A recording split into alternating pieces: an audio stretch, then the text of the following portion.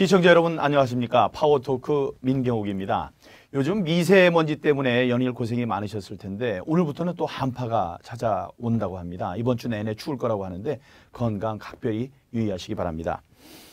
오늘 민경욱의 파워토크 함께 하실 분 소개합니다. 저희 자유한국당이 원내 중심의 강력한 야당으로 거듭나기 위해서 새로 설치한 곳이 있는데 원내 전략 상황실입니다. 그 원내 전략 상황실을 이끌고 계시는 원내 전략 상황실장님이시죠. 주광덕 의원님과 함께 하겠습니다. 검사 출신으로 법사위 소속이시고요. 국회 개헌 정개특위 간사에 또 우리 당의 사법개혁 추진단장까지 맡고 계시는 분이니까 오늘 할 말이 정말 많겠죠. 예, 그럼 주광덕 의원과 함께하는 민경욱의 파워토크 오늘 순서 출발합니다. 예, 방금 소개해드렸지만 원내 전략 상황실장으로 바쁘게 뛰고 계시고요. 국회 개헌특위 간사이자 또 우리 당의 개헌특위 위원장도 맡고 계십니다. 당의 사법개혁 추진단장도 맡고 계시고 또 최근에는 경기도당 위원장 직무대행까지 맡고 계셔서 누구보다 다 바쁘신 분이신데 이렇게 자리를 함께 해주셔서 감사합니다. 아이고, 예, 반갑습니다. 예, 먼저 파워토크 시청자분들께 인사 말씀 한 말씀 부탁드립니다. 2018년도 새해도 힘차게 밝았습니다. 우리 시청자 여러분, 새해도 더욱 건강하시고 우리 민경욱의 파워토크를 통해서 생생한 뉴스 그리고 행복하고 제대로 된 대한민국 만드는 일에 우리 함께 기쁜 마음으로 동참해 주시기 바랍니다. 반갑습니다. 네, 감사합니다. 주광덕 의원님과 저는 지난 정부에서 저는 대변인을 했고 또 정무 비서관을 하셨습니다. 그래서 같이 호흡을 맞춘 그런 사이라서 제가 아주 존경하고 항상 좋아하는 분이신데 덕담 감사합니다. 먼저 이 문제부터 좀 짚어봐야 될 것 같습니다. 오늘 사법부의 그 블랙리스트 의혹과 관련한 추가 발표가 있었는데 결국 뭐 블랙리스트가 있었던 것은 아니다. 뭐 이렇게 나왔지만 법원이 술렁이고 있고 벌써 40여 명의 판사가 뭐 사의를 표했다 이런 얘기도 들리더라고요. 의원님께서는 이 문제를 쭉 지적해 오셨는데 지금 대체 어떤 상황입니까? 김명수 대법원장을 만든 결정적인 역할을 한 그룹들이 있습니다. 청와대 법무비서관으로 있는 김형현 법무비서관과 또 3,000명의 법관 중에 국제인권법 연구회 특히 그 안에 있는 인사모 조직 등 핵심 그 법관들이 사실 김명수 대법원장이 대법원장으로 되는데 상당한 기여를 했고 그 이후에 김명수 표 개혁에 많은 힘을 실어줬던 사람들입니다. 근데 지난해 4월 우리 양승태 대법원 체제 하에서 법관 블랙리스트 존재 여부에 관해서 아주 심도 있는 조사를 했는데 블랙리스트는 없는 것으로 결론을 냈습니다. 그런데 김명수 대법원장을 지지했던 그 만들었던 법관들 중심으로 그 추가 조사를 해야 된다. 그리고 법관들이 법원행정처에서 사용했던 PC. 컴퓨터 그것을 반드시 열어봐서 칸을 샅샅이 뒤져봐야 된다. 이런 주장이 과잉되다 보니까 김명수 대법원장이 그 추가 조사를 하는 결정을 했습니다. 그런데 그 추가조사위원회라는 것이 법적 근거도 없는 것이고 또 정식 인사발령을 내지 않고 추가조사위가 구성됐고 추가조사위원 6명 중 5명이 그 컴퓨터를 열어봐야 된다고 주장했던 특정 단체 법관들이 됐습니다. 인사모의 소속 법관들입니까? 인사모라기보다 그 추가 조사를 해야 된다고 강력히 요청했던 그 특정 성향 법관들이 추가조사위원회 6명 중 5명으로 들어간다는 건 추가조사위원회 구성도 공정하지 않았다. 그런 가운데 이제 오늘 발표를 했는데 사실상 블랙리스트는 없다. 그래서 지금 3,000명의 법관 중에 절대 다수는 이 추가조사위원회를 설치한 것도 문제지만 특히 추가조사위원회가 헌법상 영장주의를 위반하고 프라이버시권과 비밀 침해를 해가면서 이 사용하던 법관들의 동의 없이 그 법관들 사용하던 PC를 강제적으로 개봉했다는 것. 여기에 사실 판사들이 경악하고 있는 것입니다. 예. 그러니까 이제 PC를 여러 번 이제 행위라고 표현을 하셨는데 이것이 위법성 논란에 휩싸이고 있는 것이고요. 그렇습니다. 그냥 그 문외한들이 보더라도 이거는 잘못된 행위라고 생각이 드는데 네. 재발 방지를 위해서는 어떤 노력을 좀 기울이고 계신지요? 그래서 자유한국당 사법개혁 추진단에서는 소위 김명수 방지법을 발의했습니다. 그러니까 이 공공의 기관이라 하더라도 그 공무원 등이 사용하던 PC를 본인의 동의 없이 강제로 열어볼 수 없다. 만약에 열려면 영장이 필요하다. 그래서 엄격한 법적인 요건 하에만 그것을 볼 수 있고 만약에 이를 이번 사건처럼 위반해서 임의로 동의 없이 강제로 그걸 열어봤을 경우에는 형사처벌을 할 수 있게 하고 세 번째로는 지금 이러한 비밀침해 범죄에 대해서는 그 해당 피해자가 난 이 처벌을 원하지 않는다. 그러면 수사를 하다가도 수사를 중단할 수밖에 없는 친고죄로 규정되어 있습니다. 이 친고죄 규정도 폐지해야 된다. 지금 개헌을 앞두고 국민의 기본권을 보장을 강화하자 그러면 헌법상 보장된 영장주의에서 보호하고자 하는 게 개인의 프라이버시권, 개인의 사생활 비밀 이것을 오히려 강화해야 되는데 그런 주장을 하는 사람들이 특정 문제에 있어서는 자기들이 어떤 정치적 목적, 어떤 의도를 가진 사안에 있어서는 오히려 기본권을 정면으로 침해하면서 현행 법률에 명백히 위배하면서 이러한 위법적인 행위를 하고 있고 이것이 우리 사회의 정의의 보루라는 사법부 핵심이라는 법원행정처에서 대법원에서 이루어지고 있다는 것에 저희는 경악을 금할 수 없다. 예. 상당히 잘못된 행위다. 예. 이제 법이 개정되거나 제정이 되면 앞으로의 상황에서 그런 일이 재발될 일은 없을 거라고 보는데 지금 블랙리스트가 있을 것이라고 얘기를 했고 또 한쪽에서는 없을 것이라고 했는데 결국은 불법 행위인 뭐 PC를 개방하는 일이 벌어졌고 결국 아무것도 없었다는 게 밝혀졌습니다. 그러면 그냥 끝나는 건가요? 유야무야? 이번 일은 어떻게 수습해야 된다고? 그렇지 않습니다. 저희 당에서 지금 국회 법제사법위원회 요구를 했습니다. 법제사법위원회를 소집 요구를 해서 김명수 대법원장은 법관들을 이렇게 갈등과 분열 속에 휩싸이게 한 그 책임 그리고 이러한 문제가 생겨서 법관들이 이렇게 갈등 대립하면 분열하면 국민들이 사법부에 대한 신뢰가 급격히 떨어집니다. 이 피해 내지 이 폐해는 이루 말할 수 없는 커다란 폐해입니다. 그래서 이 문제에 관해서 대국민 사과를 하시고 앞으로는 다시 이런 일이 재발되지 않도록 각별히 노력하겠다는 그런 각오의 다짐, 재발 방지 대책도 함께 법제사법위원회를 통해서든 직접 대국민 사과를 통해서든 어떠한 입장 발표가 분명히 있어야 된다 이렇게 생각합니다. 그걸 우리 당에서 당 차원에서 요구하고 계시군요. 예, 이런 문제점들 특히 그 문재인 정부의 사법과 검찰 개혁의 문제점 밝히고 대안을 제시하기 위해서 당에서 사법개혁 추진단을 발족했습니다. 의원님께서 단장을 맡고 계시고 외부 전문가가 많이 참 합류하고 있는 것으로 아는데 그 활동 내용을 좀 설명해 주시죠. 문재인 정부 들어서서 이제 사법부 개혁이다 검찰 개혁이다 해서 사법 권력에 대한 개혁을 기회 있을 때마다 국민들에게 홍보합니다.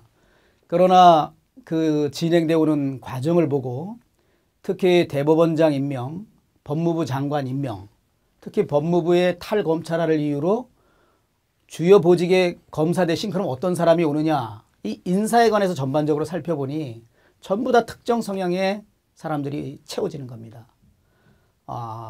변호사로서는 민변인 출신이거나 그 다음에 법원으로서는 우리법연구회나 국제인권법연구회 출신 아니면 일반 시민단체 출신 중에서는 참여연대나 경실련 등 흔히 좌파 성향의 시민단체에 몸담아서 활동했던 사람들만으로 이 법원의 주요 보직, 검찰의 주요 보직, 법무부의 검사를 빼고 집어넣는 보직이 다 그 사람들로 채워집니다. 그러니까 한마디로 이러한 3개 특정 집단에서 활동했던 특정 성향의 법조인 내지 우리 사회의 인사들로 사법 권력의 주요 보직을 채워놓고 있습니다. 그러면 이것은 국민이 진정으로 원하는 사법개혁이 아니고 사법 권력의 개혁이 아니고 특정 성향을 가진 사람들이 사법부 개혁의 미명하에 사실상 문재인 정부 사법부를 장악하고 있는 것입니다. 이렇게 장악된 사법 권력을 통해서 또 그들이 하고 싶어하는 보수 인사, 보수 정권, 파헤치기, 적폐청산이라는 미명하에 이루어지고 있는 많은 보수 정권이나 보수 정치인들에 대한 그런 수사 그리고 그런 사법 처리가 이미 어떤 정치적인 의도와 방향성을 가질 수밖에 없는 거 아니냐, 이렇게 강한 의심을 가질 수밖에 없고, 그래서 이러한 부분이 반드시 방지돼야 되고, 오늘 주 의원님 모셨으니까 특별히 개헌 문제를 좀 다뤄봤으면 합니다. 네. 예. 국가의 100년 대계를 결정하는 것이 바로 개헌인데요. 지난해 말에 민주당에서 개헌 투기를 종료하려고 했죠. 그런 것을 우리 자유한국당이 가까스로 지켜내서 지금 제2 개헌 특위가 가동되고 있는데 의원님께서 간사를 맡고 계시죠? 네, 지금 예. 그 특위 활동도 간단히 소개해 주십시오. 국민들이 가장 지금 원하는 것은 이번 헌법 개정에 있어서만큼은 87 헌법이 30년간 운영돼 왔는데 30년 동안 6명의 대통령, 그 보니까 권력 끝나고 나면 아들, 딸, 아들들, 그다음에 뭐 형제들 아니면 측근들이 이제 줄줄이 사법 처리되고 예. 부패와 비리에 연루됐고, 그래서 이 대통령의 권한이 너무 집중돼 있다. 그래서 제왕적 대통령제의 이제 폐해를 이제 완전 종식시켜 달라. 이것이 국민들은 가장 큰 관심사입니다. 맞습니다. 네. 예. 그래서 이제 이 부분을 종식하려면 대통령의 권한을 어떻게 분산할 것인가. 거기에 따라 정부 형태를 뭐 이원 집정부제로 할 것이냐, 뭐 내각 책임제로 할 것이냐, 4년 중임 대통령제인데 권한 분산형 4년 중임 대통령제로 할 것인가. 또 그 정부 형태에 따라서 선거구제는 중대선거구로 할 거냐, 소선거구로 할 거냐. 왜냐하면 양당 제도가 바람직하냐, 다당 제도가 바람직하냐와 대통령제 또는 의원 내각제가 아주 밀접한 상호 관련을 가지고 있기 때문에 이번 개헌 대통령제를 비롯한 이 권력구조 개편과 국회의원 총선 선거제도, 선거구제 개편하는 것은 상당히 불가분의 관계에 있다. 근데 한 가지 유감스러운 것은 이제 이런 논의를 정상적으로 국회에선 준비하고 전혀 뭐 게을리지 않고 이제 내일부터 집중적으로 하는데, 국회 헌정특위가 구성되자마자 대통령께서 헌법 개정에 대한 많은 자신의 생각을 가이드라인처럼 제시한 것은 맞습니다. 국회에서 정상적인 국민 공론화 과정을 거치는 이런 국회를 무시하는 것이고, 헌법 개정 권력자인 우리 주권자인 국민도 함께 무시하는 것이다. 이건 대통령이 뭔가 의도를 가진 가이드라인 제시가 아닌가. 그 점은 상당히 유감스럽다. 국회에서 아주 정상적으로 제대로 된 대한민국의 헌법을 만들려고 하는데 그 첫 출발하는 즈음에 완전히 이렇게 고춧가루 뿌려놓은 것처럼 그래서 아주 이건 대통령으로서 바람직하지 않은 그런 발언이었다라고 생각을 합니다. 강력한 유감의 뜻을 지금 이제 표명을 하셨는데, 문재인 대통령이 신년 기자회견에서 밝힌 개헌 시간표를 보면요, 6월 지방선거와 개헌 투표를 동시에 추진하겠다 얘기를 했고, 2월 말까지, 다음 달 말까지 여야가 합의안을 좀 만들어서 3월 중에 개헌안을 발의해달라. 안 그러면 정부가 개헌안을 발의하겠다. 또 권력구조 합의가 어려운데요. 권력구조 합의가 어려우면 그 부분을 빼고 나머지 부분만 합의를 해서 개헌안을 하자. 그러니까 단계적으로 개헌을 추진하자. 이런 이야기를 또 했었습니다. 예, 이게 이제 우리 당이야 뭐 문제가 없고 한다고 할지라도 여당 의원들한테는 그야말로 가이드라인이고 또 시간표고 이런 압력으로 작용할 것 같습니다. 그렇다고 우리가 이제 굴복을 해서는 안 되겠죠. 이쯤에서 그 개헌 절차에 대해서 좀 알아보겠습니다. 그러면은 시청자분들 이해가 하기 쉬우실 텐데요. 뭐 고등학교 때, 중학교 때 다 배운 거지만은 일단 그 설명을 좀 해주실까요? 예. 이제 헌법 개정안은 국회가 발의할 수도 있고 대통령이 발의할 수도 있습니다.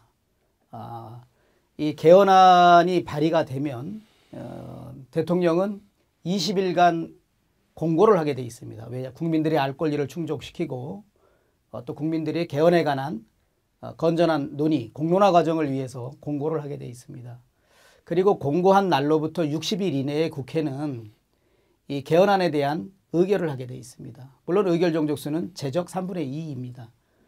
그리고 국회에서 의결이 되면 또 30일 이내에 국민투표에 붙이게 돼 있습니다.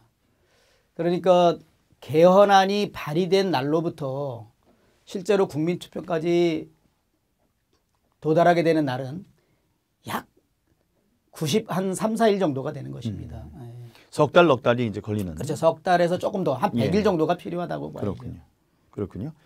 예, 국민투표에서는 그 국회의원 선거권자 과반수의 투표와 또 투표자 과반수의 찬성을 얻어야지 비로소 이제 개헌이 확정이 되는 겁니다.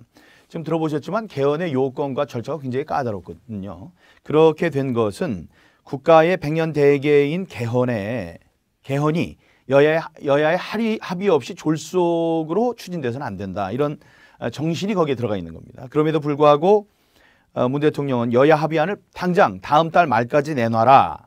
또 국회가 합의를 못하면 직접 발의하겠다. 이렇게 얘기를 했단 말이죠. 여당이 반대하는데 대통령이 발의를 하겠다는 거는 무슨 얘기인지, 또 이게 바로 부결 책임을 우리 자유한국당에 떠넘기려고 하는 것이 아니냐, 그런 의도로 보입니다. 그래서 문재인 대통령이 개헌의 진정성이 없다라는 것을 스스로 기자회견에서 밝힌 것입니다. 왜냐하면 국회가 개헌안을 발의하든 문재인 대통령이 발의하든 국회를 통과하려면 제적의 3분의 2 이상의 찬성이 있어야 됩니다. 그러면 현재 국회 구성을 보면 제1야당인 자유한국당의 의석만 해도 118석입니다. 그러면 자신이 어떤 개헌안을 내놔도 자유한국당의 동의 없이는 개헌안이 국회에 통과할 수 없다는 걸 너무나 잘 알고 있으면서도 지금과 같은 이런 말씀과 이런 행동을 국민들한테 선언하는 것은, 나는 개헌을 하려고 했는데 자유한국당의 반대로 개헌이 실패했다. 그래서 자유한국당은 개헌 반대 세력 아니냐. 저 거죠. 개헌 반대 세력 국민 여러분 심판해 주시기 바랍니다. 결국은 6.13 지방선거를 위한 선거공학적인 접근으로 개헌을 보니까 지금 문재인 대통령이 말씀하신 여러 가지 말씀을 종합해 보면 결국은 국민이 원하는 개헌을 하려는 생각이 없고, 한마디로 개헌에 대한 그 의지에 대한 진정성이 전혀 보이지 않는다. 지방선거를 위한 정략적인 도구로 헌법 개정 문제를 이용하고 있다. 정략적으로 이용하고 있다. 이런 말씀입니다. 그런데 시청자 여러분, 저희 자유한국당은 개헌에 반대하지 않습니다. 반드시 올해 안에 국민 개헌을 이뤄내야 되겠다는 것이 우리 당의 입장입니다. 다만 6월 지방선거 때 해서는 안 되겠다, 이런 건데요. 이 자리를 빌어서 동시 실시해서는 안 되는 이유, 우리 당이 갖고 있는 이유를 좀 설명할 필요가 있을 것 같습니다. 저는 지금 주권자인 국민, 바로 헌법 개정 권력자입니다. 국민이. 대통령이 헌법 개정 권력자가 아니라 국민입니다. 국민들이 진정으로 원하는, 그리고 30년 동안 운영돼 왔던 헌법의 문제점을 제대로 고치는 제대로 된 개헌, 그리고 국민들이 원하는 국민 개헌을 하려면 지금 6.13 지방선거 때는 현실적으로 쉽지 않다라는 것이고, 만일 그 문재인 대통령이나 민주당에서도 진정으로 국민 개헌의 내용에 담고자 하는 것에 대해서 양보해서 동의한다면, 그게 가능하다면 6.13 지방선거에 못할 것도 없다. 근데 중요한 것은 언제 하느냐가 중요한 것이 아니라 국민의 삶을 담을 그릇, 그리고 이것이 30년, 60년, 100년을 잘 대한민국을 이끌어갈 이 제대로 된 개헌안을 하려면 아마 지방선거 전에 하기는 쉽지 않지 않겠나. 근데 다행히 민주당이 그 국민의 뜻을 제대로 담아내고 저희 야당과 소통을 해서 이 제왕적 대통령제의 폐단을 종식시키면서도 기본권도 강화하고 지방 분권도 지금보다 훨씬 확대하는 진정으로 대한민국의 미래를 위한 국민 개헌안에 합의를 해준다면 6.13 지방선거에 같이 못할 바도 없다라고 저는 개인적으로는 생각을 합니다. 그러니까 중요한 것은 언제 개헌을 하느냐에 방점이 찍혀져서는 안 되고, 제대로 된 국민 개헌안을 만들면, 이거 만들어지고 합의되면은 그때는 헌법에 필요한 시간 절차에 따라서 하면 된다는 것입니다. 그런데요, 지난해 말에 국회 개헌특위 자문위원회라는 곳에서 네. 내놓은 개헌의 줄기가 있었습니다. 그걸 보고 많은 그 우파의 지지자분들께서 얘기하셨어요. 이거 완전히 빨갱이 나라로 바뀌는 거 아니냐. 이렇게 할 동안에 거기 있던 우리 저 우파 의원들은 뭐를 했느냐. 이런 얘기를 하시고 그 내용에 대해서 굉장히 많은 걱정을 하시거든요. 먼저 이 개헌특위, 국회 개헌특위 자문위원회라는 것의 그 정체는 뭡니까? 이게 뭐 저 국회 공식 기구였죠? 그런가요? 그것은 이제 국회의원들로 구성된 헌법개정특별위원회에서 공식적인 의원들의 논의를 하고 이제 외부 전문가들이 그 개헌에 대해서 중립적으로 좀 국민 전체의 의사를 취합해서 의원들의 논의에 도움이 되게 자문을 해주는 안을 만드는 것입니다. 거기 전제에는 국회의원들은 여야로 나눠져 있고 그 각 정파나 각 진영의 논리를 대변하기 때문에 국회 정개특위 헌법개정특위에서는 개헌안의 합의가 쉽지 않지 않을까라는 이런 의심하에 좀 더 객관적이고 균형 잡힌 전문가들로 하여금 국민적 시각을 대변할 수 있는 안을 좀 만들면 국회에 논의하는 데 큰 도움이 되겠다라고 하는 좋은 취지에서 만들었습니다. 그러나 예. 이 제가 헌법 개정 자문위원회 중에 이제 자문위원회가 이제 파트를 나누고 있습니다. 예를 들면서 기본권과 총강에 대한 것을 맡고 있는 자문위원이 10분인데 그 10분 구성원들을 다 제가 최근에 파악을 해보니까 10분 중에 9분이 좌파군요.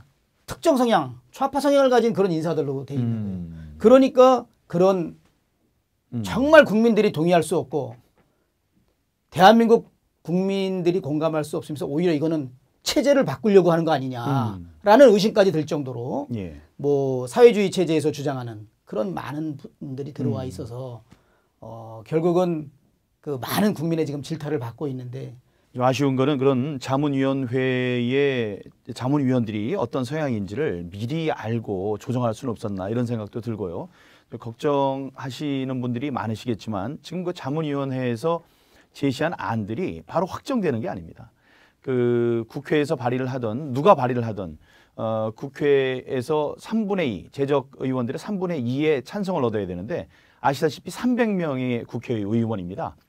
200명이 동의를 해야 된다는 얘기거든요.